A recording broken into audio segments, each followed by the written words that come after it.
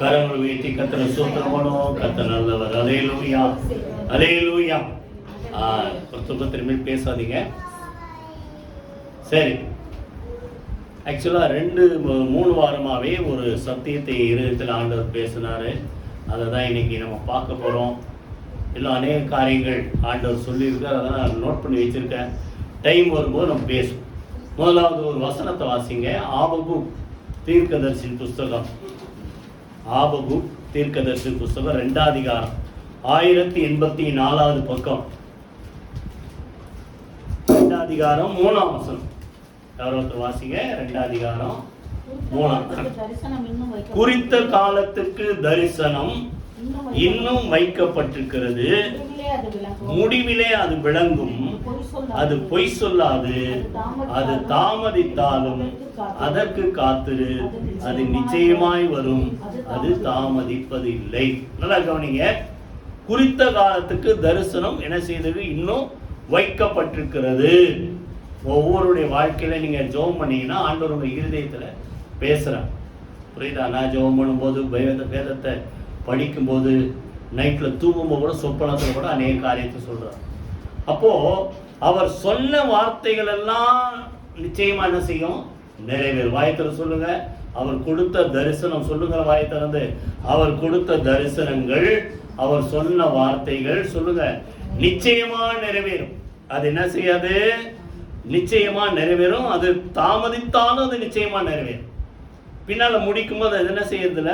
தாமதிப்பு இல்லை. ஆனால் நீ அதற்கு என்ன செய்?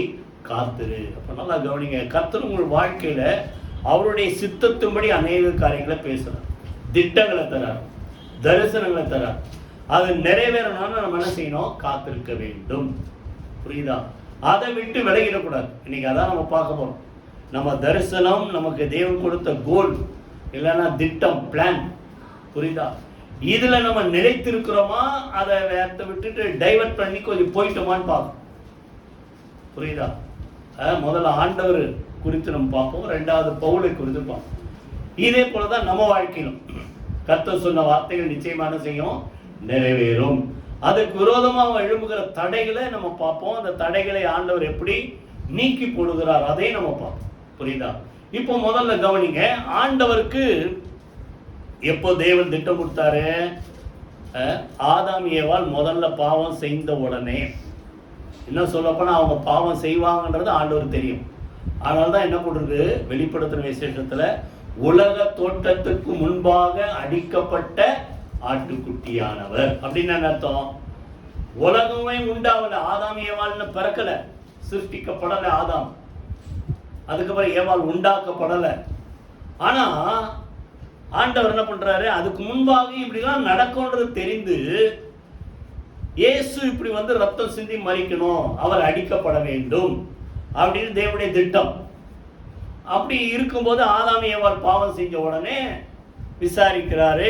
ஆதியாகமம் 3ஆம் அதிகாரம் 15ஆம் வசனத்துல, உன் வித்துக்கும் ஸ்திரீயின் வித்துக்கும் என்ன செய்வேன்? பகை உண்டாக்குவேன். அவர் உன் தலையை நசுக்குவார், நீ அவர் குதிகாலை நசுக்குவாய் அப்படின்ட்டு ஆண்டவர் வாக்குத்தத்தம் கொடுத்துட்டார். இதுதான் ஃபியூச்சர்ல நிறைவேற போகிறது.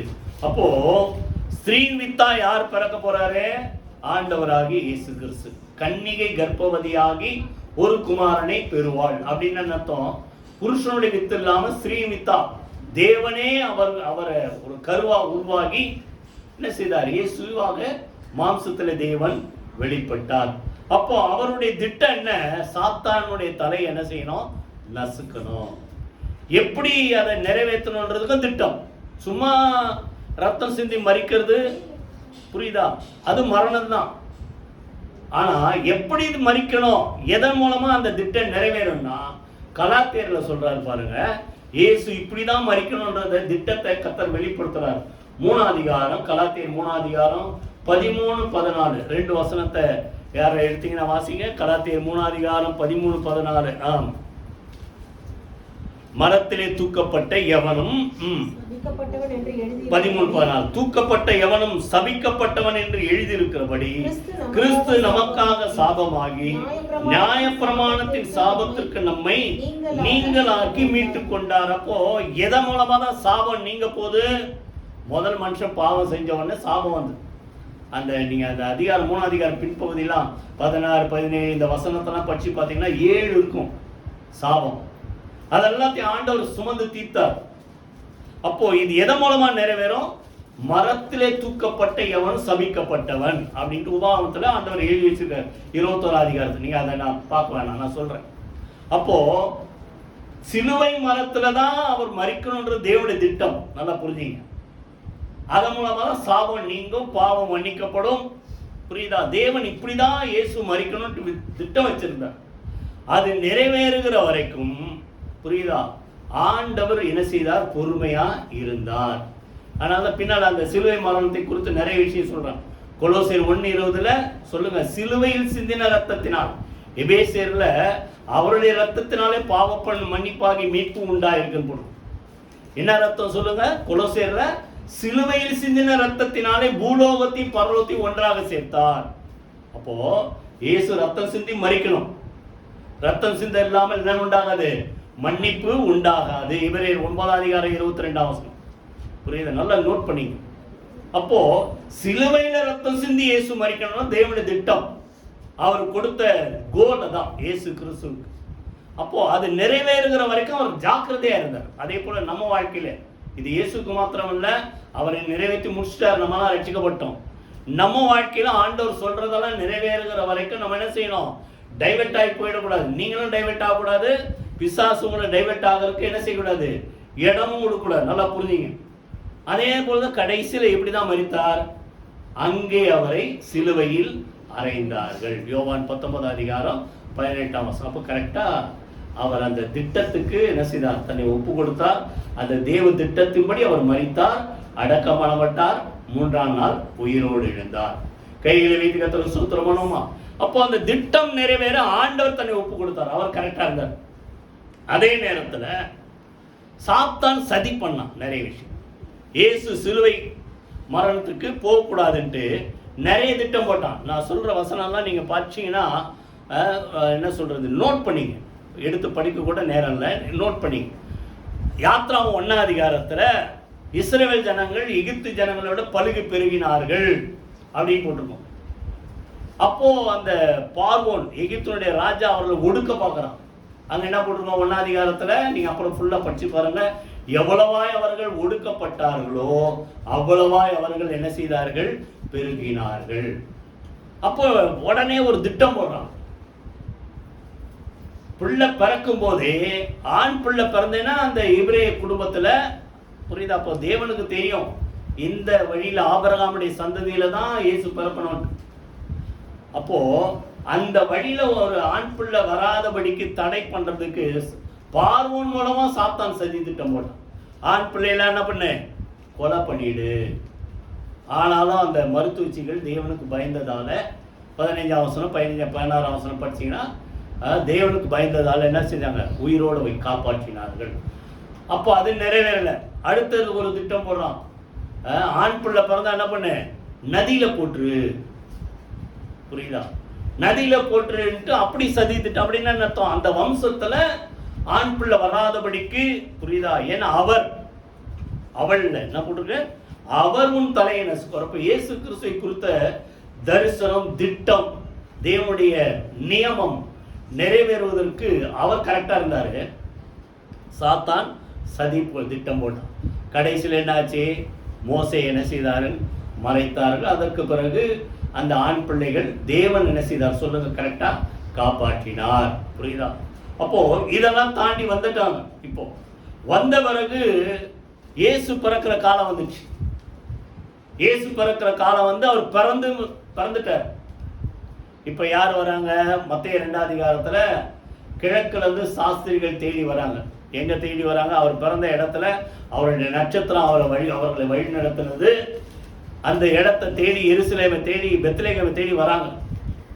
புரியுதா? தேடி வரும்போது நேரா அவங்க என்ன பண்றாங்க, ஒரு ராஜா தானே பிறந்திருக்கிறார், அப்ப ராஜா வீட்டில் தான் பிறந்திருப்பாருன்ட்டு ஏரோது ராஜா கிட்ட போய் கேட்கிறார், யூதருக்கு ராஜாவா பிறந்திருக்கிறவர் எங்கே? கிழக்கிலே அவருடைய நட்சத்திரத்தை கண்டு அவரை பணிந்து கொள்ள நாங்கள் வந்தோன்ட்டு சாஸ்திரிகள் வந்து காணிக்கைகள், அந்த பொன், அப்புறம் வெள்ளை போலம், தூப வர்க்கம் இதெல்லாம் கொண்டு வந்து செலுத்துறான். அப்போ இப்படி ஒரு ராஜா பிறந்திருக்கிறான் அப்படின்னு தெரிஞ்ச உடனே ஏரோது ஒரு திட்டம் போடுறாரு. நீங்க அந்த பிள்ளையை பார்த்த உடனே என்கிட்ட சொல்லுங்க, நானும் போய் பணிந்து கொள்றேன். என்ன திட்டம்? சதி திட்டம். ஏசு இங்க தான் இருக்கிறார் தெரிஞ்சு அவரை கொலை பண்ணிடலான்ட்டு பிறந்த உடனே. நல்லா புரியுதா எல்லாருக்கும் உங்களுக்கு? அப்போ இவர்கள் தேவனால் எச்சரிக்கப்பட்டு வேற வழியா போயிட்டாங்க. ஒரு தெரிஞ்ச உடனே அங்க போட்டிருக்குது 2 வயசுக்குள்ளதான் இருக்காங்க. அவங்க சொன்ன டைம் 2 வயசுக்குள்ள இருக்கிற ஆண் பிள்ளையெல்லாம் என்ன பண்ணு, கொலை பண்ணு. எப்படி பாத்தீங்களா? இயேசு பிறக்கிறதுக்கு முன்னாடி பிறக்காதபடி அந்த வம்சத்தை தடை பண்ணணும். 2வது பிறந்த பிறகு அவரை குழந்தையிலே கொலை பண்ணணும். இதெல்லாம் சாத்தானுடைய திட்டங்கள். புரியுதா? உங்களுக்கும் அப்படிலாம் விரோதமா வரும். அதை நம்ம என்ன செய்யணும்? ஜெயிக்கணும். அதற்கு பிறகு பார்த்தீங்கன்னா அவர் வளர்ந்துட்டார். வளர்ந்து 30 வயசு ஆனவொடனே ஞானஸ்நானம் எடுக்கிறாரு. புரியுதா? அப்புறம் ஊழியம் செய்கிறார். ஊழியம் செய்யும்போது என்ன நடக்குது? மத்தேயு 4 அதிகாரம் எடுத்துங்க, 5 வசனம். யாராவது ஒருத்தர் வாசி. 5 வசனம். ஊழியம் ஆரம்பிச்ச உடனே ஒரு சோதனை. என்ன சோதனை? தேவாலயத்தின் உப்பரிகையில நிறுத்தி, நீ தேவனுடைய குமாரனா தான் இங்க இருந்து பண்ணுங்க, தாழ குதிச்சிருங்க. ஏன்னா 91 சங்கத்துல போட்டுக்குது, 91 போடல, இருந்தாலும் வேதத்துல எழுதி இருக்கிறது. உங்களை என்ன செய்வார்? உள்ளங்கையிலே தேவ தூதரை அனுப்பி என்ன செய்வார்? ஏந்தி கொள்வார்ட்டு எழுதி இருக்குது. அப்படின்ட்டு நீங்க என்ன பண்ணுங்க, மேல இருந்து என்ன செஞ்சிருங்க, குதிச்சிருங்க அப்படின்னு ஆண்டவர் சொல்றாரு. அவன் திட்டம் என்னது? சிலுவைக்கு போனா தானே இந்த சாபம் நீங்கும்.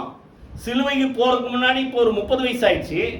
இப்ப மேல இருந்து என்ன செய்யலாம்? தள்ளி விட்டுலான்ட்டு குதிச்சிருங்கன்றான். ஆனா ஆண்டவர் சொல்றாரு, உன் தேவனாக்கத்தரை பரீட்சை பாராதிருப்பாயாக என்று. நல்லா கவனிச்சிங்களா? அப்போ நம்ம இப்படிதான் தேவனுடைய திட்டம் நமக்கு கொடுத்தா, தரிசனம் கொடுத்தா, அவருடைய பிளானுக்கு நம்ம என்ன செய்யணும்? கரெக்டாக நிற்கணும். அதை டைவர்ட் பண்ணுறதுக்கு, வழி மாற்றுறதுக்கு நிறைய வரும் சதி திட்டம். அதை நம்ம என்ன செய்யணும்? புரிஞ்சுக்கிட்டு ஜாக்கிரதையாக. அவர் என்ன செய்யல? குதிக்கல.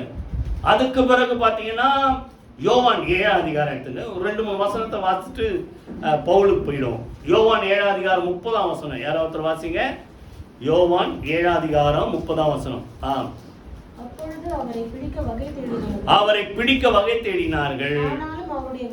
அவருடைய வேலை இன்னும் வராதபடியினால் ஒருவரும் அவர் மேல் கை போடவில்லை. ஆண்டவர் பாதுகாக்கிறார். இப்படிதான் அவர் மரிக்கணும்ட்டு தேவ திட்டம். அதுக்கு முன்னாடியே வேற வழியில அவரை கொலை பண்ணிடலான்ட்டு திட்டம் போட்டான். பின்னால சொல்றேன்.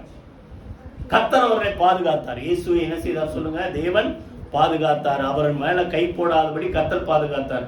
இப்ப பாருங்க, அதே யோவான்ல இன்னொரு வசனம் வாசிங்க. 8 அதிகாரம் 59 வசனம். யோவான் 8 அதிகாரம் 59 வசனம். அவர் மேல் எரியும்படி கல்லுகளை எடுத்துக்கொண்டார்கள். இயேசு மறைந்து அவர்கள் நடுவே கடந்து தேவாலயத்தை விட்டு போனார். அவர் எப்படியா கொலை பண்ணிடணும் சிலுவைக்கு போறதுக்கு முன்னாடி. அவர் எப்படி ரத்தம் சிந்தி மரித்தாலும் மீட்பு உண்டாகும். ஆனா தேவதிட்டம் என்ன? சிலுவையிலே ரத்தம் சிந்தி மரிக்கணும் தான் தேவதிட்டம். ஆனாலும் என்ன பண்ண, அதுக்கு முன்னாடி சிலுவைக்கு போறதுக்கு முன்னாடி கல்லெறிந்து கொள்ளலாம் அப்படி திட்டம் போட்டாங்க. ஆண்டவர் என்ன செய்தாரா சொல்லுங்க? அவர்கள் நடுவே மறைந்து போனார். அப்போ தேவ திட்டம் அவருக்கு தெரியுது, சிலுவையில தான் ரத்தம் சிந்தி மரிக்கணும். புரியுதா? அப்போ தன்னை அவர் என்ன செய்ய ஞானமா காத்துக்கிட்டார். நமக்கு அந்த ஞானத்தை கத்த தருவார். அடுத்து இன்னொரு காரியம், இயேசுவை குறித்து இன்னொரு காரியம் பார்த்து போயிடும். லூக்கா 4 அதிகாரம் எடுத்துங்க. லூக்கா 4 அதிகாரம் 28 இருந்து வாசிப்போம். 4:28. ஜெப ஆலயத்திலிருந்து எல்லாரும் இவைகளை கேட்டபொழுது கோபம் உண்டு எழுந்திருந்து அவரை ஊருக்கு புறமே தள்ளி தங்கள் ஊர் கட்டப்பட்டிருந்த செங்குத்தான மலையின் சிகரத்திலிருந்து அவரை தலைகீழா தள்ளிவிடும்படி அவ்விடத்துக்கு கொண்டு போனார்கள். அவரோ அவர்கள் நடுவிலிருந்து கடந்து. நல்லா புரியுதா இதெல்லாம்? பாத்தீங்களா? முதல்ல சாத்தான் ட்ரை பண்றான், எங்கிருந்து குதிச்சிருங்க அப்படின்னு. இப்ப அடுத்தது மக்கள், அவருக்கு விரோதமா எழுந்துற அந்த மக்கள் என்ன பண்றாங்க, அவரை செங்குத்தான மலை உச்சி கொண்டு போய் அங்கிருந்து கீழே தள்ளிடலான்ட்டு திட்டம் போட்டு அந்த அவரை கொண்டு போகும்போது அவர் என்ன செய்தாராம், தேவ திட்டம் அவருக்கு தெரியும், சிலுவையில தான் மறிக்கணும், வேற எந்த வகையிலும் அவர் மறிக்க மாட்டார் என்ற தேவ திட்டத்தை அறிந்து அவர்கள் நடுவில் என்ன செய்தார் சொல்லுங்க, கடந்து போய்விட்டார். கைகளை வைத்து கத்தர சோத்திரம் பண்ணுவோமா? அப்ப நல்லா கவனிங்க, ஆண்டவருக்கு இவ்வளோ வந்ததுன்னா நமக்கும் நிறைய வரும். தேவன் ஒரு திட்டம் உங்கள் வாழ்க்கையில வச்சிருந்தா அதை நிறைவேறுவதற்கு நீங்க ஜெபம் பண்ணி ஆண்டவரே கிருபை தாங்கன்னு சொல்லி என்ன செய்யுங்க, நீங்க என்ன செய்யுங்க, காத்துருங்க. அந்த திட்டம் நிறைவேற கர்த்தர் நமக்கு உதவி செய்வார். கைகளை வைத்து கர்த்தரை ஸ்தோத்திரம் பண்ணுவோமா? இப்போ பவுலுடைய வாழ்க்கையில தேவ திட்டம் என்ன, தேவ தரிசனம் என்ன, அது அது எப்படி அவர் தன்னை திட்டம் நிறைவேறுகிற வரைக்கும் பொறுமையா காத்திருந்தார், அதை குறித்து நம்ம பார்ப்போமா? ஒரு கொஞ்சம் வசனம் வாசிப்போம். முதல்ல வாசிங்க. இதை பார்த்தீங்கன்னா பவுலுக்கு வந்து தரிசனம் 3, அதான் என்ன சொல்ல, நிறைய தரிசனம் கொடுத்துருக்காரு. அதில் கரெக்டாக 3 வகை. முதல் தரிசனம் அவர் ரட்சிக்கப்படுவதற்கு. அப்போஸ்தலர் 9ஆம் அதிகாரத்தில் நீங்க பார்த்தீங்கன்னா அவர் ரட்சிக்கப்படுவதற்கு ஆண்டவர் என்ன செய்யறார், தமஸ்குக்கு போற வழியில என்ன செய்யறாரு, ஆண்டவர் அவர் சந்திக்கிறார். சவுலே சவுலே நீ என்னை ஏன் துன்பப்படுத்துகிறாய், முள்ளில் உதைக்கிறது உனக்கு கடினம் சொன்ன உடனே சவுலுக்கு என்னன்னு தெரியல, ஆண்டவரே நீர் யார்? அந்த அவருடைய அந்த மகிமையின் வல்லமையினாலே சவுலுக்கு என்னாச்சு, 2 கண்ணு குருடாயிடுச்சு. குருடானோடனே இவருக்கு தெரியல யாருன்னு. அப்போதான் சொல்றாரு, நீ துன்பப்படுத்துகிற நசரேயனாகிய இயேசு நானே, முள்ளில் உதைக்கிறது உனக்கு கடினம் அப்படின்னு. அடுத்து தன்னை ஒப்பு கொடுக்குற, ஆண்டவரே நான் என்ன செய்ய சித்தமா இருக்கேன்னு, நீ அங்க போ காத்துரு, அதுக்கு பிறகு நான் திட்டத்தை தருவேன். அப்போ முதல்ல கவனிங்க, பவுலை சந்திப்பதற்கு ரட்சிப்பதற்கு ஒரு தரிசனம். இந்த தரிசனம் எத்தனை பேருக்கு வந்திருக்கும் தெரியல, நிச்சயமா வந்திருக்கும். ஏதோ ஒரு தரிசனமோ, ஏதோ ஒரு வார்த்தையோ, ஏதோ ஒரு என்ன சொல்றது சம்பவமோ உங்க வாழ்க்கையில நடந்திருக்கும். புரியுதா? எனக்கு ஒரு தரிசனத்தை ஆண்டவர் கொடுத்தார். 1984ஆம் வருஷம் கிறிஸ்துமஸ் அன்னைக்கு மெரினா பீச்சில் ஒரு மீட்டிங்கில் உட்கார்ந்து இருக்கும்போது கரெக்டாக ஒரு தரிசனம். இப்போ சவுலுக்கு சொன்ன மாதிரி தான், இப்படிலாம் எனக்கு பாடுபடுத்துறேன்ற மாதிரி தான் அந்த சிலுவை காட்சியை காமிச்சார். அப்புறம் மனம் கசந்து அழுது அழுது என்னை ஒப்பு கொடுத்த பாவத்தெல்லாம் மன்னிச்சு. அப்போ நம்முடைய பாவங்கள் மன்னிக்கப்பட ரட்சிக்கப்படுவதற்கு ஒரு தரிசனம் பவுலுக்கு வந்த மாதிரி எல்லாருக்கும் வரும், எனக்கும் வந்திருக்கு. 2வது தரிசனம் 22ஆம் அதிகாரத்தில் நீங்க சொன்னீங்கன்னா பாத்தீங்கன்னா அங்க சொல்றாரு, நான் உன்னை தூரமா புறஜாதிகளிடத்திலே போய் என்ன செய்வேன். 22ஆம் அதிகாரம் 17லேருந்து 21 வரைக்கும். அப்ப அவன் ஊழியத்தினுடைய திட்டத்தை குறித்து ஒரு தரிசனம். அப்ப நல்லா கவனிங்க, உங்க வாழ்க்கையில நீங்க எல்லாரும் ஊழியம் செய்யணும் ஆசை இருந்தா செய்யுங்க. அதே போல நீங்க ஊழியம் செய்றீங்களோ, சின்ன காரியம் ஆண்டவருக்காக செய்றீங்களோ, பெரிய காரியம் செய்றீங்களோ, முழுசா வரீங்களோ, இல்ல உங்க வேலையில இருக்கிறீங்களோ, எதுவா இருந்தாலும் உங்களுக்கென்று கர்த்தர் திட்டம் வைத்திருக்கிறார். கை வைத்து கர்த்தரை ஸ்தோத்திரம் பண்ணுவோமா? அப்போ நீங்க ஜெபம்னா அது கர்த்தர் நிச்சயமான சேவை காட்டும். 22ஆம் அதிகாரம் யாரை வச்சிருக்கீங்களா? அத 22ஆம் அதிகாரம் 17லேருந்து நீங்க பாத்தீங்கன்னா, தேவாலயத்திலே ஜெபம் பண்ணி கொண்டிருக்கையில் ஞான திருஷ்டி அடைந்து அவரை தரிசித்தேன். பின்னால் தான் சொல்றாரு 21ல, நீ போ, நான் உன்னை தூரமாய் புறஜாதிகளிடத்திலே அனுப்புவேன். அப்ப நல்லா கவனிங்க, ஜெபம் பண்ணும் போது ஆண்டவர் சொல்றார். அப்போ உங்க வாழ்க்கையில என்னமோ நம்ம ஒரு சர்ச்சுக்கு வரோம், ஞாயிற்றுக்கிழமானா சீக்கிரமா இருந்தாலும் சரி, லேட்டா இருந்தாலும் சரி, ஏதோ ஒன்று சர்ச்சுக்கு வந்துடுறோம் அப்படின்றது இல்லாதபடிக்கு பர்பஸா உங்களுக்கென்று ஆண்டவர் என்ன திட்டம் வச்சிருக்கிறார், ஊழியமா இருந்தாலும் சரி, அவருக்காக எதையா செய்யறதா இருந்தாலும் சரி, இல்ல உங்க வேலையா இருந்தாலும் சரி, உங்க எதிர்காலமா இருந்தாலும் சரி, புரியுதா? எதிர்கால திட்டத்தை குறித்து நீங்க ஜெபம் பண்ணாதான் கர்த்தர் பேசுவார். கை வைத்து கர்த்தர் ஸ்தோத்திரம் பண்ணுவோம். அவன் ஜெபம் பண்ணும்போது ஆண்டவர் பேசுறார். தரிசனம் கொடுத்து என்கிட்ட இப்படி எல்லாம் பேசினார் அப்படின்ட்டு அதை பின்னால மெயின் பண்றார். இதெல்லாம் எங்கன்னா அங்க ஆரம்பத்திலே, ரட்சிக்கப்பட்ட ஆரம்பத்திலே இதெல்லாம் வருது. அப்ப நல்லா கவனிங்க, முதல்ல தேவனை சந்திப்பதற்கு ஒரு தரிசனம், இல்லைன்னா ரட்சிக்கப்படுவதற்கு ஒரு தரிசனம். ரெண்டாவது சொல்லுங்க, நீங்க இந்த உலகத்தில் அவருக்கு என்ன செய்யணும், உங்களுக்கு ஆண்டவர் என்ன வச்சிருக்கிறார் அதை தெரிந்து கொள்வதற்கு ஒரு தரிசனம். மூணாவது தான் ஃபைனல், புரியுதா, இறுதியான இதுதான் உன்னுடைய கோல் அப்படின்ற மாதிரி ஒரு தரிசனம். 23 அதிகாரம் அப்போஸ்தலர் நடபடிகள் எடுத்துங்க, சீக்கிரமா முடிச்சிருவேன். 23 அதிகாரம் 10-11 வாசிங்க. பீருண்டு போவான் என்று சேனாதிபதி பயந்து போர் சேவகர் போய் அவனை அவர்கள் நடுவிலிருந்து இழுத்து கோட்டைக்கு கொண்டு போகும்படி கட்டளையிட்டான். அன்று ராத்திரியிலே கர்த்தர் பவுலின் அருகே நின்று, பவுலே திடன்கொள், நீ என்னை குறித்து எருசலேமிலே சாட்சி கொடுத்தது போல ரோமாபுரியிலும், அங்க ரோமான் கொடுத்து ரோமாபுரியிலும் சாட்சி கொடுக்க வேண்டும். நல்லா கவனிங்க, இதுக்கு இடையில நிறைய இடத்துக்கு போயிட்டார் பவுல், புரியுது. அதே போல உங்க வாழ்க்கையில நிறைய வழி நடத்துவார். ஃபைனல் கோல் என்ன அப்படி நீங்க கேட்டா, இறுதியான திட்டம் என்ன, கர்த்தர் பேசுவார். எருசலேம்ல அவனை கொலை பண்றதுக்கு முயற்சி பண்றாங்க. ஆனாலும் கர்த்தர் என்ன செய்தார், அவனை பாதுகாத்தார். பாதுகாத்தவனா அன்னைக்கு ராத்திரியில ஆண்டவர் தரிசனம் கொடுத்து பேசுறார். நீ பயப்படாத, எருசலேம்ல என்னை குறித்து நீ சாட்சி கொடுத்தா மாதிரி இப்ப எங்க போய் கொடுக்கணும், என்னை குறித்து ரோம. ஏன்னா அன்னைக்கு அந்த சரௌண்டிங்ல எல்லாத்துக்கும் ஆளுகை செய்தது எங்க, ரோம்ல அந்த ராயன் என்ன சொல்லுவாங்க, அகஸ்ட சீசர், புரியுது. அவர் தான் அந்த சரௌண்டிங்ல இருக்கிற ராஜ்யங்கள்லாம் ஆண்டார். அப்ப நீ அங்க போய் அந்த ராயனுக்கு முன்பாக நீ நிக்கணும், தான் அவருடைய கோல். அப்ப நல்லா கவனிங்க, அதே போல உங்க வாழ்க்கையிலும் தேவன் ஒரு திட்டத்தை ஃபைனலா, இதுதான் உனக்கு நான் வைத்திருக்கிற திட்டம் அப்படின்னு பேசுறேன். அப்போ பவுலுக்கு சொல்றாரு, நீ எருசலேம்ல சொன்ன இன்னும் எத்தனையோ ஊருக்கு போயிருக்காரு. இடையில இதெல்லாம் நீங்க படிச்சீங்கன்னா புரியும். எத்தனையோ பாடுகள், எத்தனையோ இடத்துல அவர் அடிச்சாங்க, சிறைச்சாலையில காலை என்ன பண்ணாங்க, தொழு மரத்துல மாட்டி வச்சாங்க. இப்படி நிறைய என்ன செய்த பாடுகளை அனுபவித்தார். இதெல்லாம் அவர் சொல்லும்போது சொல்றார், கிறிஸ்து அனுபவித்ததுல கொஞ்சம் மீதி வச்சதை நான் அனுபவிக்கிறேன். எப்படி சொல்றாரு பாத்தீங்களா? அதை குறித்து அவர் என்ன செய்யல, சோர்ந்து போகல, புரியுதா?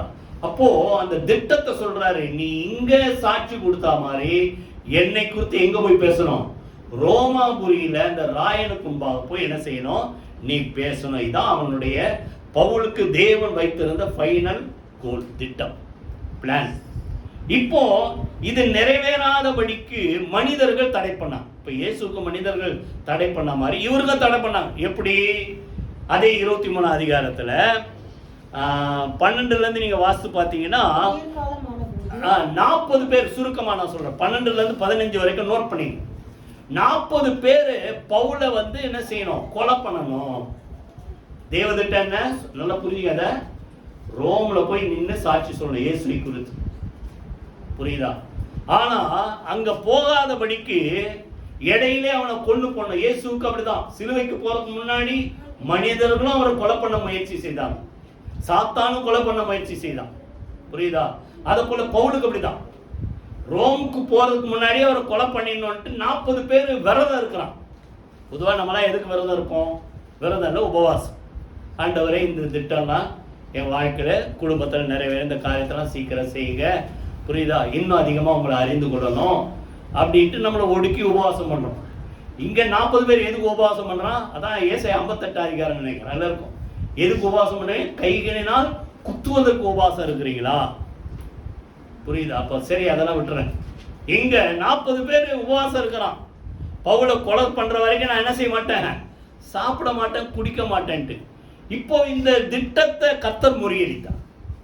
அவன் சொல்றாங்க, நீங்க என்ன பண்ணுங்க, எங்க ஆலோசனை சங்கத்துல கொண்டு வந்து கொடுங்க, இது வேத விஷயம், அதுக்கு பின்னால வர்றதெல்லாம் சம்பவத்தெல்லாம் நீங்க படிச்சா அது புரியும். அந்த கருத்தை சொல்றேன், இது வேத விஷயம், சம்பந்தப்பட்ட விஷயம்.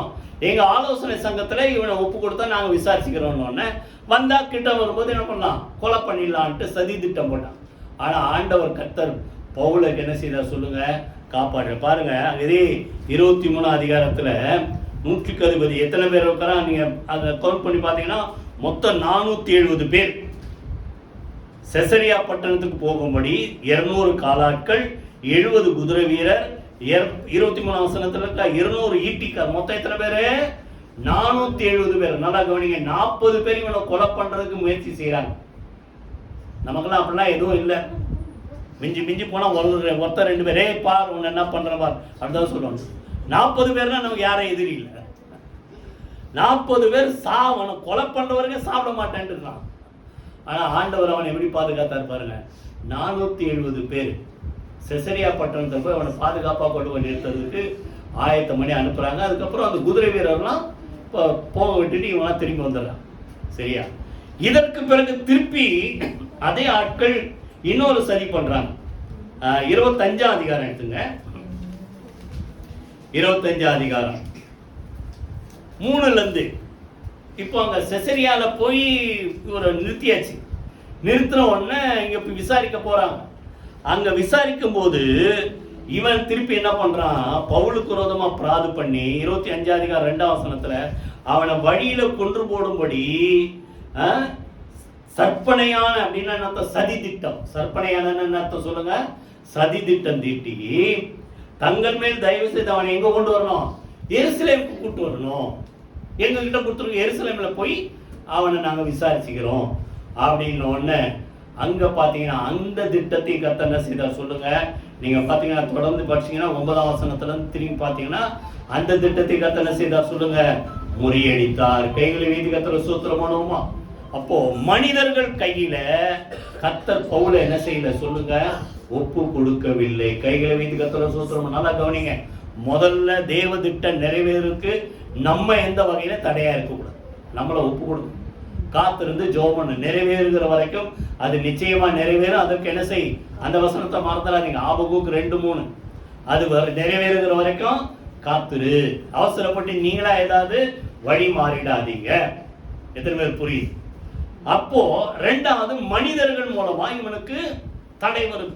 ரோமாபுரி போகாதபடிக்கு எருசலேம்ல நாம விசாரிச்சுக்கிறோம் அப்படின்னு வழியில அவனை கொண்டு போடலான்ட்டு 2-3 இடத்துல அங்க இருக்கும் சதி திட்டம் திட்டுறாங்க. கர்த்தர் அவனை அவன் கையில விடல. இந்த ஒரு சங்கீதத்துல இப்போ போன வாரம் படிச்சு, கர்த்தரோ இவனை அவன் கையில் ஒப்பு கொடுக்கவில்லை.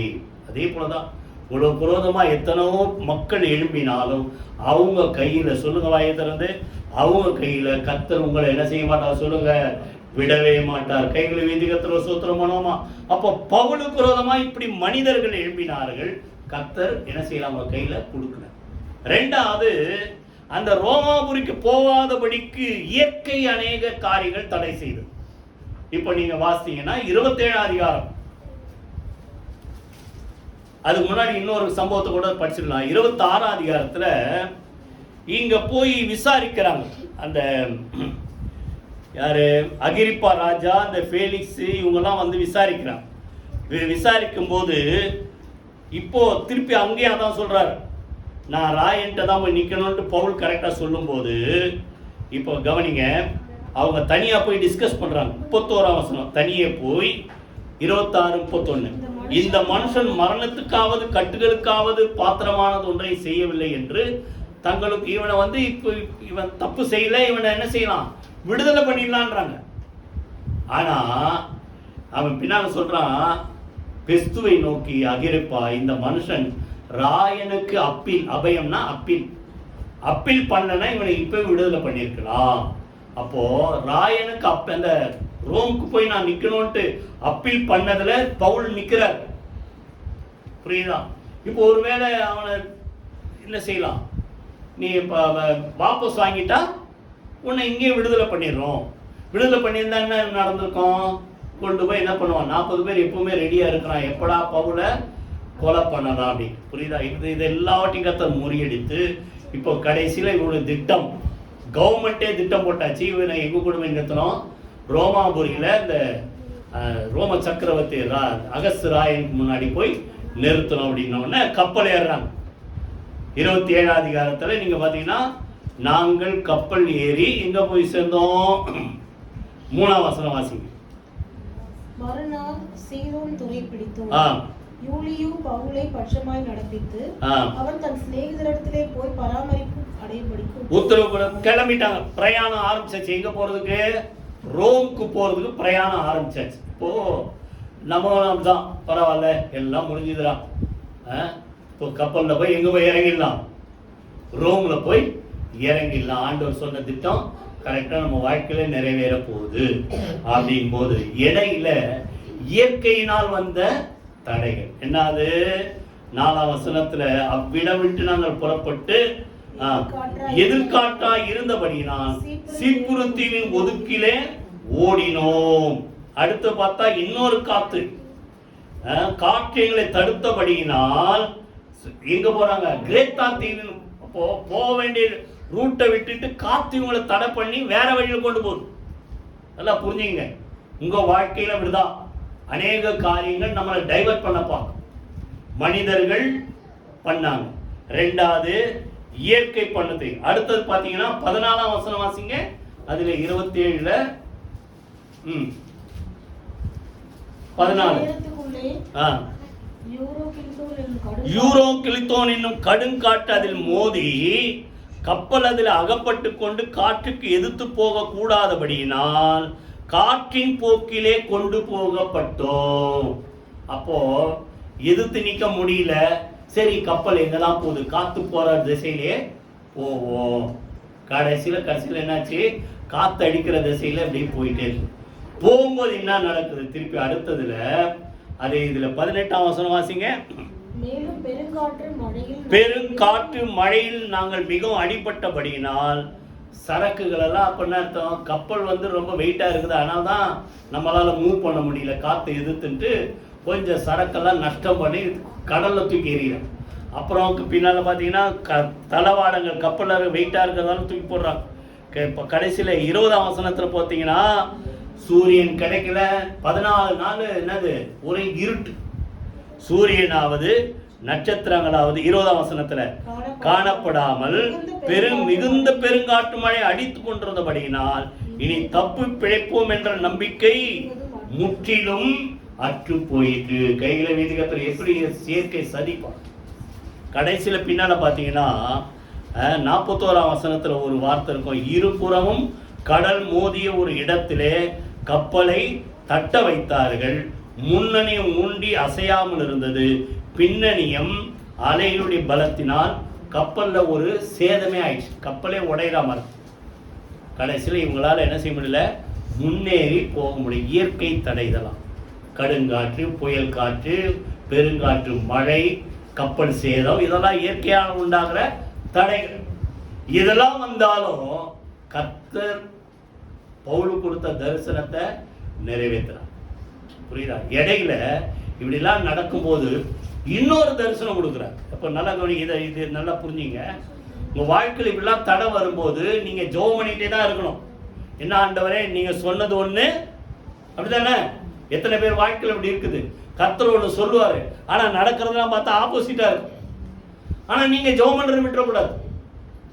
சொன்னது ஒண்ணு, நடக்கிறது ஒண்ணா இருக்குது. அதே போல ஒரு ஜெபம் பண்ணும்போது அந்த போராட்டத்தின் மத்தியில ஆண்டவர் திருப்பி பேசுறார். எங்க? இப்போ வாசிங்க 23ஆம் வசனம், 27ஆம் அதிகாரம் 23ஆம் வசனம் வாசிங்க.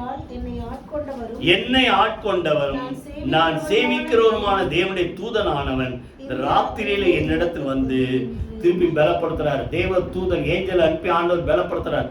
பவுலே, நீ பயப்படாதே, நீ எங்க நிக்கணும்? அவனுடைய கோல் திருப்பி சொல்றாரு. கப்பல் உடைஞ்சாலும் பரவாயில்ல, காத்து அடிச்சாலும் பரவாயில்ல, புயல் அடிச்சாலும் பரவாயில்ல, தேவன் சொன்ன திட்டம். சொல்லுங்க வாய் திறந்து, உங்க வாழ்க்கையில விடாம். எத்தனை எதிர்ப்புகள் வந்தாலும் கர்த்தர் உங்களுக்கு கொடுத்த திட்டம் நிச்சயமா சொல்லுங்க நிறைவேறும். அதனால இந்த சோர்ந்து போற நேரத்தில் திருப்பி ஒரு ஏஞ்சல் அனுப்பி ஆண்டவர் பேசுறார், பலப்படுத்துறார். நீ எங்க போய் நிக்கணும்? நீ ராயனுக்கு முன்பாக நிற்க வேண்டும். ஆகையினால உன் கூட இருக்கிறபடினா உன்னை காப்பாத்துறேன் நானே, உன் கூட இருக்கிற மக்களை என்ன செய்வேன்? காப்பாற்றுவேன். கைகளை வீட்டுக்கு சூத்திரம் பண்ணுவோம். அப்ப நல்லா கவனிங்க, உங்கள் கொடுத்த தரிசனம் நீங்க உறுதியா இருந்தா நீங்க மாத்திரமல்ல உங்க குடும்பமும் காப்பாற்றப்படும்.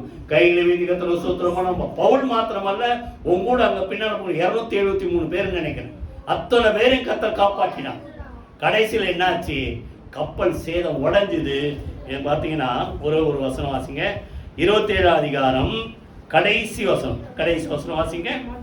மற்றவர்கள் சிலர் பலகைகள் மேலும் கப்பல் துண்டுகள் மேலும் கரையேற கட்டளையிட்டான். இவ்விதமாய் எல்லாரும் தப்பி கரை சேர்ந்தாரு. கடைசியில் என்னாச்சு? கப்பல் உடைஞ்சுது, பீஸ் ஆயிடுச்சு. கப்பல் தளவாடு ஏதாவது பெரிய பெரிய கட்டைங்க மேல கப்பலோட மரத்தில் தான் இந்த காலத்தில் செஞ்சிருக்காங்க. இப்பதான் ஃபுல்லா இரும்புலே ஃப்ரேம் வச்சு இப்பெல்லாம் கப்பல் கட்டுறதெல்லாம் நீங்க இதில் பார்த்தா பார்க்கலாம்.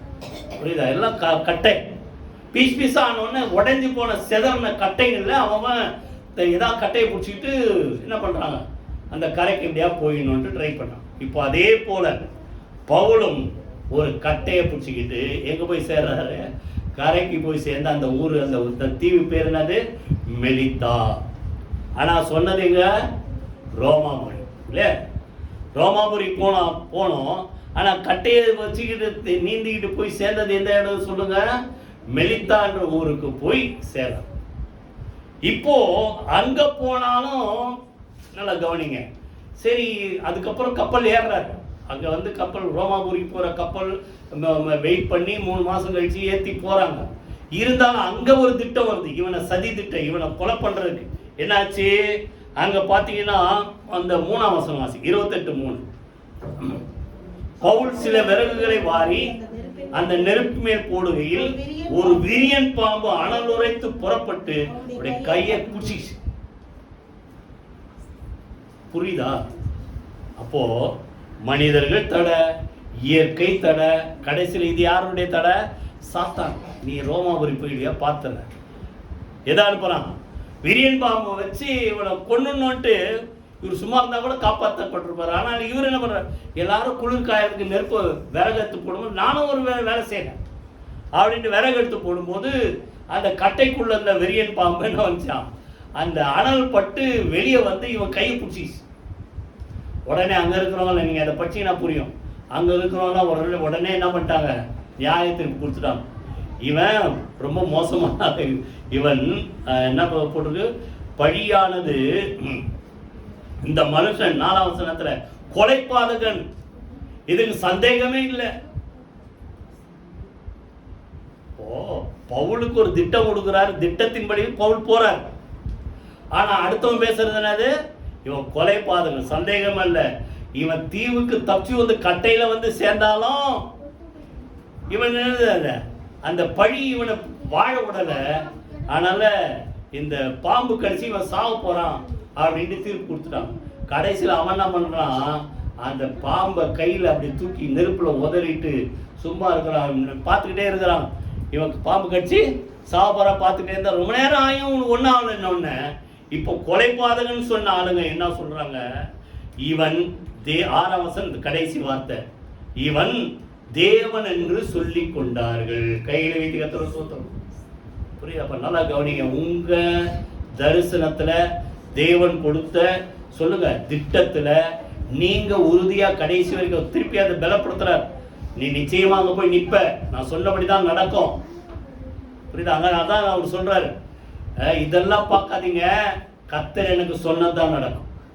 புயல் வந்தாலும் சரி, மழை வந்தாலும் சரி, கப்பலே உடைஞ்சு போனாலும் சரி, கர்த்தர் எனக்கு என்ன சொன்னா அதான் நடக்கும். எனக்கு என்ன சொல்லியிருக்காரு? நான் எங்க போய் நிக்கணும்? ரோமாபுரியில போய் ராஜாவுக்கு முன்னாடி போய் நிக்கணும். அதனால அவர் சொன்னதை நான் நம்பி இருக்கிறேன். அப்போ இடையில என்ன வந்தாலும் நீங்க அவர் கொடுத்த திட்டத்தை சார்ந்து ஜெபம் பண்ணிட்டு காத்திருந்தா நிச்சயமா கர்த்தர் என்ன செய்வார் சொல்லுங்க? நிறைவேற்றுவார். புரியுதா? கடைசியில கொலைபாதகன் சொன்ன வாயினா இப்ப இவர் என்னன்னு சொல்ல ஆரம்பிச்சிச்சு? இவன் தேவன் ஒரு கடவுள் பாவரு அப்படின்னா. கடைசியில் அங்க பாத்தீங்கன்னா ஒரு பெரிய ஊழியம் என்னாச்சு? அந்த தீவுக்கு முதலாளி யாரு? புப்ளியு. நிலங்கள் அதுக்கு சமீபம் ஏற்றுக்கொண்டு 3 நாள் நல்லா விசாரிக்கிறார். கடைசியில் என்னாச்சு? அவங்க அந்த தீவுக்கு எஜமான் தலைவனுடைய அப்பா என்ன, அவருக்கு ஜுரத்துல ரத்த பேதியில இருந்த உடனே இவர் கூப்பிட்டு வர்றாரு. இவருக்கு எதாவது புரிஞ்சிச்சு, பாம்பு கட்சி சாவான உடனே சாவல, உயிரோடு இருக்கிறாருன்னு இவர் விசேஷமான ஒரு ஆளுன்றது தெரிஞ்சிச்சு. அப்ப நல்லா கவனிங்க, போராட்டத்தின் மத்தியிலும் நீங்க யாருன்றத கர்த்தர் அநேக மக்களுக்கு வெளிப்படுத்துவார். கைவைதி கர்த்தர் சூத்திரம் பண்ணுவோமா, கொலைபாதகன் சொன்ன வாய் என்னன்னு சொல்ல வைக்கும். இவர் கடவுள்பா, நீங்க கடவுள் இல்ல, இருந்தாலும் அவங்க வார்த்தை அவங்களுக்கு தெரிஞ்சதை சொல்றாங்க, கடவுள் தான் அப்படி, புரியுதா? அப்போ அதே போல அந்த ஒரு இவனை பத்தி நல்ல மதிப்பு மேன்மை அறிந்ததால இப்போ அந்த தலைவன் சொல்றாரு, எங்க அப்பாவுக்கு ஜுரத்துல பேதியில படுத்து கிடக்கிற, உயிருக்கு போராடிக்கிறோன்னே இவர் போய் அவர்கிட்ட போய் ஜெபம் பண்ணி கையை வச்சோன்னே அவர் குணமாயிட்டார். இப்போ தலைவனுடைய அப்பா குணமானவொன்னே என்ன ஆகும், ஊர் ஃபுல்லாக பரவிச்சு, எல்லாம் வராங்க, பெரிய ஒரு ஹீலிங் ஊழியம். இது நடந்த பின்பு 8-9 வருஷம் வாசிங்க, இது நடந்த பின்பு தீவிலே இருந்த மற்ற வியாதிக்காரர் வந்து குணமாக்கப்பட்டார்கள். பாருங்க, தப்பி பிழைப்பான்றதே தெரியாது, கடைசியில கட்டையில என்னது மதந்து உயிருக்கு போராடி வந்து ஒரு கரை சேர்ந்தா அவங்க ஒரு பெரிய ஊழியம். எத்தனை நூற்றுக்கணக்கான மக்கள் குணமாக்கப்பட்டாங்க தெரியல, பெரிய ஊழியம் நடந்தவனை. இப்போ என்ன ஆகுது, 11ஆம் வசனம் வாசிங்க. 3 மாதம் 3 மாசம் நல்லா சந்தோஷமா இருக்கிறார் தீவுல. மிதுனம் என்னும் அடையாளமுடைய அலெக்சாந்திரியா பட்டணத்துக்கு கப்பல்ல நாங்கள் ஏறி என்ன செய்தோம், திருப்பி அலெக்சாண்ட்ரியான்றது எகிப்துல இருக்கிற ஒரு பெரிய ஊர், அங்க இருந்து கிளம்புற ஒரு கப்பல் மெலித்தா தீவுல வந்து நிக்குது. அதுல ஏறி சந்தோஷமா ஒரு கட்டையில உயிருக்கு போராடிட்டு இருந்த இப்போ பவுல் இப்ப எதுல போறாரு, இப்போ பெரிய கப்பல், கப்பல்ல ஏறி எங்க போறாரு, ரோமாபுரிக்கு போறாரு. இப்போதான் கடைசியா முடிக்கிறேன், புரியுதா? அங்க என்ன அது கவனிங்க, 15ஆம் வசனம் 15ஆம் வசனம் வாசிங்க. 28 அவ்விடத்துள்ள சகோதரர்கள் நாங்கள் வருகிற செய்தியை கேள்விப்பட்டு சிலர் அப்பியுபுரம் வரைக்கும் சிலர் 3 சத்திரம் வரைக்கும் எங்களுக்கு எதிர்கொண்டு வந்தார்கள். அவர்களை பவுல் கண்டு தேவனை ஸ்தோத்திரித்து தைரியம் அடைந்தனால பாருங்க, நீங்க இதெல்லாம் படிச்சீங்கன்னா அந்த மேப்பையும் கொஞ்சம் பாருங்க, பின்னால மேப்னு இருக்கு தெரியுமா, நீங்க பைபிள் படிச்சா மேப்பையும் பார்க்கலாம். அங்க இருக்கும் பவுலுடைய பிரயாணம், அங்க பார்த்தா இருக்கும் தெரியும். 3 சத்திரம் எங்க இருக்குது, அடுத்தது அப்பியுபுரம், புரியுதா? இது அதுக்கு முன்னாடி ஒரு ஊர்னது புத்தியோலியா, புத்தியோலி, சிறகூசா, இதெல்லாம் இருக்கும். கவனிங்க, இப்ப எதுக்கு சொல்றேன்னா, இவர் ரோமாபுரிக்கு ஒரு கப்பல்ல வராருன்றது எப்படியோ செய்தி வந்துச்சு. ரோமுக்கு இருக்கிற மக்கள்ல, புரியுதா, இந்த பவுல் வராரு அப்படின்ட்டு செய்தி வந்தோடனே இவங்க ரோம்ல இருந்து எதிர்க்க வராங்க. கப்பல் வர வழியில வேற ஏதோ படகு பிடிச்சி அந்த கப்பல்ல வர யார பவுல வரவேற்பதற்காக, அதுக்கு முன்னாடி இப்போ நம்ம ஊர்ல பாஷையில சொல்லணும்னா, இப்போ ஒருத்தர் வந்து சென்னைக்கு வராரு வச்சுங்க, சென்னைக்கு வராரு, எங்கிருந்து வராரு, உங்க ஊர் என்னமா,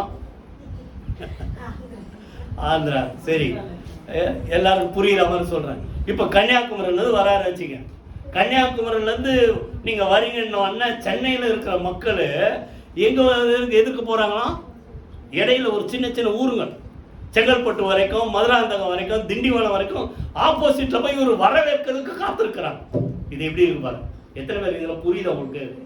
இவரை வரவேற்பதற்கு சென்னையில் இருக்கிற மக்கள் சென்னைக்கு அந்த கப்பல் வர்றதுக்கு முன்னாடி எங்க போய் வெயிட் பண்றாங்க, இடையில வர ஊர்களில் போய் வெயிட் பண்ணி இவரை வரவேற்று எப்படி இருக்கும் பாருங்க. அப்ப நல்லா கவனிங்க, நீங்க கர்த்தர் கொடுத்த திட்டத்துல சொல்லுங்க உறுதியா நிலைத்திருந்து அதை விட்டு நீங்க டைவர்ட் ஆகாதபடி உண்மையா அதில் நிலைத்திருந்தால், சாத்தான் மூலமா வந்தாலும் சரி, மனிதர் மூலமா வந்தாலும் சரி, இயற்கை மூலமா வந்தாலும் சரி, கர்த்தர் எல்லாவற்றையும் முறியடிப்பார். அப்பேற்பட்ட ஒரு வரவேற்பை பவுலுக்கு கர்த்தர் கொடுத்தார். அதே போல பின்னால பார்த்தா நாங்கள் ரோமாபுரியில் போய் 16ஆம் வசனத்துல சொல்லுங்க, ரோமாபுரியில் போய் சேர்ந்தோம். கைகளை எழுதி கர்த்தர் சூத்திரம் பண்ணுவோம். அப்போ கர்த்தர் கொடுத்த ஃபைனல் கோல் என்ன, நீ எங்க நிக்கணும், ரோமாபுரியில ராஜா முன்பாக போய் நிக்கணும். கர்த்தர் இடையில எத்தனையோ பாடுகள் எத்தனையோ தடைகள் வந்தாலும் எல்லாவற்றையும் கர்த்தர் முறியடித்தார். கூட இருந்த கர்த்தர் பவுலையும் அவனோடு இருந்த மக்களையும் கர்த்தர் பாதுகாத்தார். எல்லாரும் எழுந்து கர்த்தர் சூத்திரமணி ஜோமணி முடிப்போமா? எல்லாத்துக்கும் அந்த வசனத்தை மறந்துடாதீங்க. கர்த்தர் கொடுத்த தரிசனம் சொல்லுங்க, அவர் சொன்ன திட்டங்கள் நிச்சயமா உங்க வாழ்க்கையில நிறைவேறும். தாமதித்தாலும் காத்திருது, அது நிச்சயமா நிறைவேறும். கையில வைத்து கர்த்தரை ஸ்தோத்திரம் பண்ணுமா. ஆண்டவர் வாழ்க்கையில நம்ம பார்த்தோம், சாத்தான் தடை பண்ணான், சதி திட்டம் போட்டான், மனிதர்கள் தடை பண்ணாங்க, கொலை பண்ண முயற்சி செஞ்சாங்க. ஆனா தேவ திட்டம், சிலுவையிலே ரத்தம் சிந்தி மரித்தாதான் சாபத்தை எல்லாம் சுமந்து தீர்க்க முடியும், பாவத்தெல்லாம் சுமந்து தீர்க்க முடியும். அந்த திட்டத்துக்கு ஆண்டவர் ஒத்துழைத்தார். எழுமுகளை எல்லா சாத்தானின் கிரியைகள், மனிதர்களுடைய வஞ்சகங்களை கர்த்தர் முறியடித்தார். அதே போல பவுலுடைய வாழ்க்கையில கர்த்தர் கொடுத்த ஃபைனல் கோல், நீ எங்க போய் நிக்கணும்? ரோமாபுரியில அந்த ராயனுக்கு முன்பாக நிக்கணும். அது நிறைவேறுவதற்கு பவுல் கடைசி வரைக்கும் காத்திருந்தார். இயற்கை சதி திட்டங்கள் வந்தது, சாத்தானுடைய சதி திட்டங்கள் வந்தது, மனிதனுடைய சதி திட்டங்கள் வந்தது. எல்லாவற்றையும் கர்த்தர் முறியடித்து மிகப்பெரிய ஒரு வரவேற்போடு கூட அவனை கொண்டு போய் ரோமாபுரியிலே கர்த்தர் கொண்டு போய் சேர்த்தார். எல்லாரும் கர்த்தரை ஸ்தோத்திரமானோமா. இன்னைக்கு ஆண்டவருக்கு மாத்திரமல்ல, பவுலுக்கு மாத்திரமல்ல, உங்க வாழ்க்கையில நீங்க நல்ல ஜெபம் பண்ணாதான், எல்லாத்தையும் நீங்க பாத்தீங்கன்னா ஜெபம் பண்ணாதான் இதெல்லாம் பேசுறாரு ஆண்டவர். ஜெபம் பண்ணாதான் திட்டங்களை தரார். ஜெபம் பண்ணாதான் கர்த்தர் நீ என்ன செய்யணுன்றத கர்த்தர் என்ன செய்யறார், குறிப்பிடுகிறார். ஆக நீங்கள் ஜெபம் பண்ண இந்த தரிசனத்தை கர்த்தர் நிச்சயமா நிறைவேற்றுவார். கைகளை வைத்து கர்த்தரை துதிப்போம். நன்றி தகப்பனே, எங்களுடைய ஒவ்வொருடைய வாழ்க்கையில நாங்கள் என்ன செய்ய சித்தமா இருக்கிறீன்னு சொல்லி கர்த்தர் ஒரு திட்டத்தை வைத்திருக்கிறேன். அந்த திட்டத்தை நிறைவேறுவதற்கு முற்றிலுமா எங்களை அர்ப்பணிக்கிறோம் ஆண்டவரே.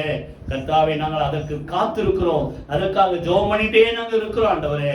அதை நிறைவேறுகிற வரைக்கும் எந்த வகையிலே தடைகள், எந்த வகையில எதிர்ப்புகள் வந்தாலும், சாத்தான் மூலமா வந்தாலும், இயற்கை மூலமா வந்தாலும், மனிதர் மூலமா வந்தாலும், பெரிய பெரிய கர்த்தாவே அல்லேலூயா ஆண்டவரே, எங்களை விட பலமுள்ள ஆட்கள் மூலமா வந்தாலும், எல்லா சதிகளை கர்த்தர் முறியடித்து எங்கள் கர்த்தர் கொடுத்த வார்த்தையின்படி அந்த கர்த்தர் தரிசனத்தை நீ நிச்சயமா நிறைவேற்றுவீர் என்று சொல்லி நாமத்தை உயர்த்துகிறோம், மகிமைப்படுத்துகிறோம். கர்த்தர் கொடுத்த திட்டங்கள் ஒவ்வொருடைய வாழ்க்கையில் நிச்சயமா நிறைவேறுவதாக, நாம மகிமைப்படுவதாக. இயேசு கிறிஸ்துவின் ஜீவனுள்ள ஜெயமுள்ள நாமத்தில் ஜெபிக்கிறோம் நல்ல பிதாவே, ஆமென், ஆமென். நம்முடைய கர்த்தராகிய இயேசு கிறிஸ்துவின் கிருபையும் பிதாவாகிய தேவனுடைய அன்பும் பரிசுத்தாவியினுடைய அந்யோன்ய ஐக்கியம் நம்முடைய சகல பரிசுத்தாவியோடும் ஆண்டவராகிய இயேசு கிறிஸ்து மட்டும் இருப்பதாக. ஆமென். என் ஆத்துமாவே கர்த்தரை ஸ்தோத்திரி, என் முழு என்னுடைய பரிசுத்த நாமத்தை ஸ்தோத்திரி. என் ஆத்துமாவே கர்த்தரை ஸ்தோத்திரி, அவர் செய்த சகல மறவாதே. ஆமென், ஆமென். God bless you.